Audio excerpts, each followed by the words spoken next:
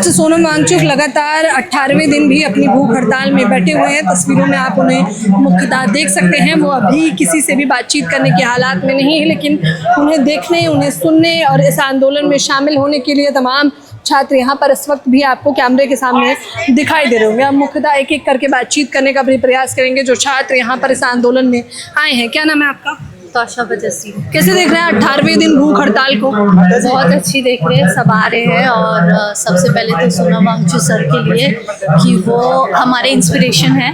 वो जिस तरह से है वो हमारे लिए खुद एक स्ट्रेंथ है कि ये चीज़ में आज इतने सारे लोग जुड़ रहे हैं हर जगह से।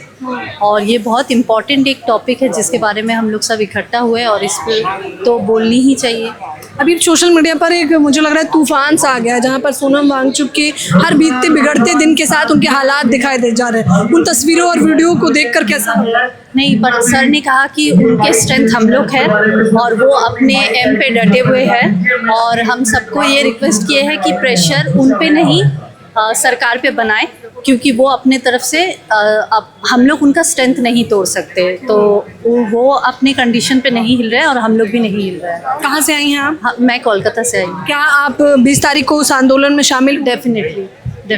क्या नाम है आपका? संदीप। कहाँ से आए हैं आप? मेरठ से। क्या कहना चाहेंगे इस आंदोलन को लेकर संदीप? सरकार जो अपना मुंह छिपाई जा रही है इसमें, पहले की सरकारों में अब की सरकारों में बहुत अंतर है। पहले लोग आके मंत्री बात भी कर देते, अब सरकार को आवाज़ भी नहीं आ रही यहाँ से। बताइए, 25 से भी अधिक दिन हो गया है आंदोलन को चलते हुए, 18 दिन भूख हड़ताल को। शायद 1-2 दिनों में कुछ बड़ा होने वाला है। सरकार के कानों तक आवाज़ आ जाएगी इस बार। इस बिगड़ते हालात को जब आप सामने से इस तरह से सोनम वांगचुक की तस्वीरें देखते हैं, कैसा महसूस करते हैं इस देश को लेकर? ये तो इनका 17 से 18 दिन का हो गया। लोग बाग 1-2 दिन नहीं रह पाते, इनके लिए बहुत मुश्किल है लोगों के लिए। Thank you. सोनम वांगचुक पे भी आरोप लगाए जा रहे हैं कि क्या पता अंदर खाने में कुछ खा पी भी रहे हो। इन्होंने पहले भी सोनम वांगचुक सर पे इल्ज़ाम लगाए हैं लद्दाख को लेके, जब भी।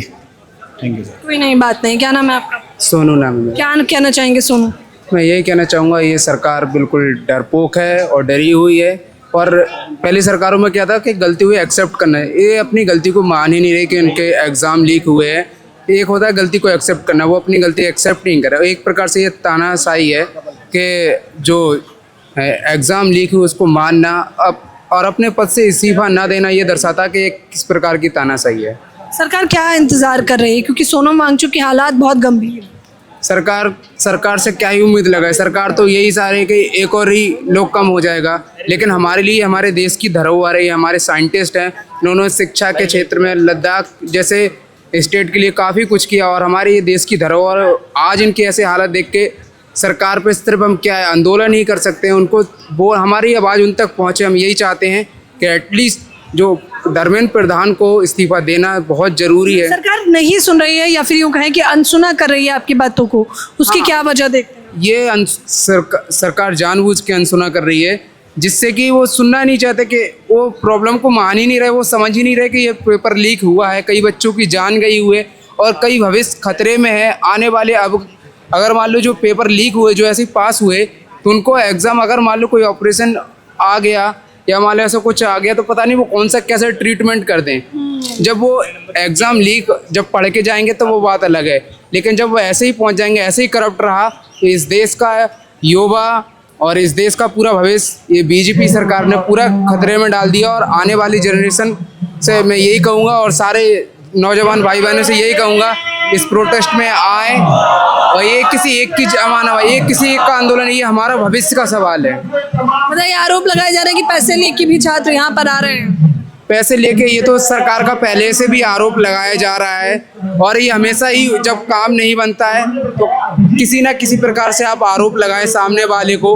अगर आप जैसे देखा जाए, अगर उनसे जब कुछ नहीं हुआ तो उन्हें NSA लगा दिया, देशद्रोही बोल दिया, एंटी नेशनल, मतलब सवाल पूछना भी आजकल एंटी नेशनल हो गया। तो क्या सवाल पूछना बंद कर देंगे? नहीं, हम सवाल पूछना सरकार से बिल्कुल बंद नहीं करेंगे।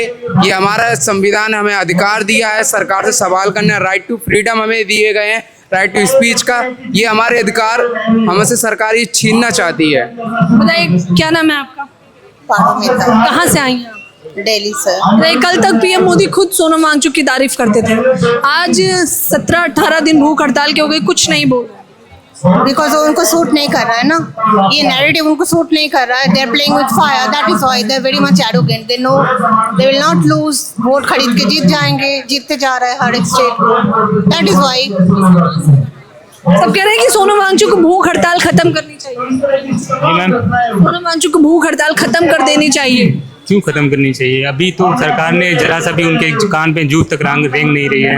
इतने दिन से अगर कोई बंदा अपना इतना बड़ा साइंटिस्ट वैज्ञानिक है और वो प्रोटेस्ट दे रहा है, इतने दिन से खाना कुछ नहीं खा रहा है, उसके ऊपर क्या गुजर रही है? वो किसके लिए लड़ रहा है? हम लोगों के लिए लड़ रहा है ना, बच्चों के लिए लड़ रहा है, देश के फ्यूचर के लिए लड़ रहा है, सरकार की जवाबदेही की जा सके, साबित की जा सके, तो इसलिए लड़ रहा है।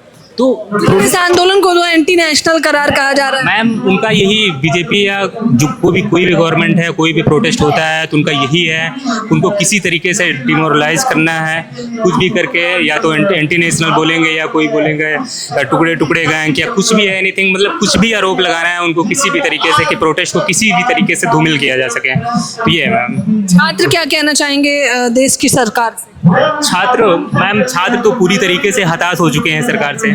उम्मीद तो है नहीं, बट एक आस है कि शायद सरकार कुछ इस पे कदम ले, क्योंकि आज बीजेपी के गवर्नमेंट में 90 से ज़्यादा पेपर लीक हो चुके हैं। आप कोई भी किसी भी स्टेट में आप जाइए, हर एग्ज़ाम लीक हो रहा है, कोई भी एग्ज़ाम नहीं बचा है जो आप फेयर तरीके से करवा रहे हैं। अगर एग्ज़ाम नहीं लीक हो रहा है तो उसको अंदर से किसी न किसी तरीके से बैक एंट्री की जा रही है। तो ये छात्र की क्या उम्मीद है? छात्र की ये एक उम्मीद यही है कि हम यहाँ प्रोटेस्ट कर रहे हैं, उसको भी आप किसी तरीके से ब्लेम लगा के आप उसको धूमिल कर रहे हैं। तो उम्मीद कहाँ है? आप उम्मीद किससे करे गवर्नमेंट?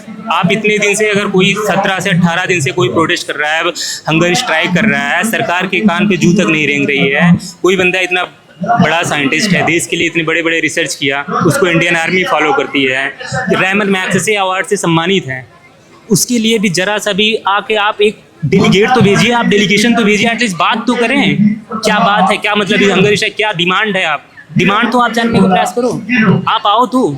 ये तक भी गवर्नमेंट इतना नहीं कर रही है। तब तो बात करेगा, बात करने लायक कुछ है। सबसे बड़ी जरूरी है 20 तारीख को 22 लाख जो स्टूडेंट, उनके माँ बाप, उनको तो अपनी परेशानी पता होगी ना।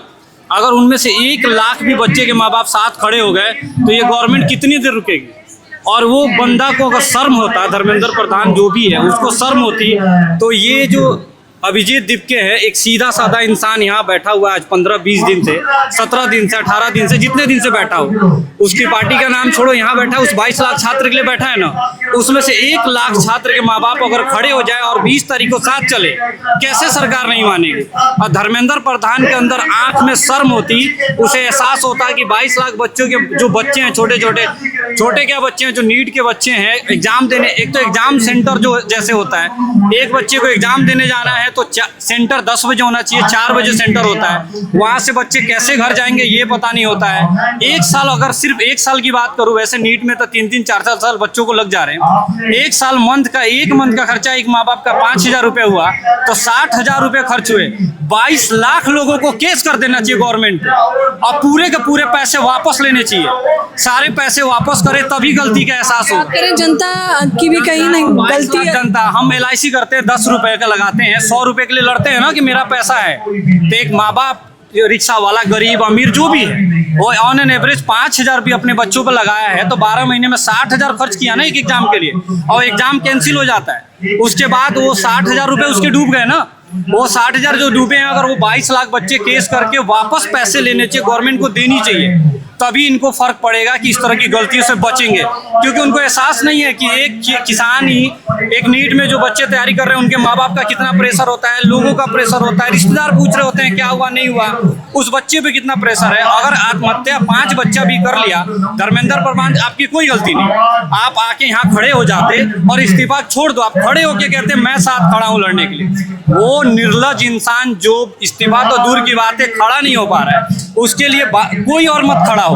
उस 22 लाख बच्चों को तो तकलीफ हुई है ना, उसमें से 1 लाख बच्चे के माँ बाप सिर्फ साथ चले 20 तारीख, कैसे सरकार नहीं वो करेगी? जाहिर तौर पे ये कहना है कि कैसे सरकार टस से मस नहीं होगी अगर 22 लाख तमाम छात्र जो हैं उनमें से 1 लाख छात्रों के माता पिता या वो छात्र भी आ जाएं तो कैसे ये आंदोलन मजबूत नहीं होगा और आखिरकार कैसे धर्मेंद्र प्रधान इस्तीफा नहीं देंगे। हम आपको लगातार तस्वीरें दिखा रहे हैं सोनम वांगचुक की और आप तस्वीरों से भी अंदाज़ा लगा सकते हैं कि किस प्रकार से हालात बिगड़ते जा रहे हैं। माहौल बहुत गर्म है। अब देखना होगा कि 20 तारीख को आखिरकार क्या कुछ होता है। फिलहाल इस खबर पर आप लोग अपनी राय जरूर दें।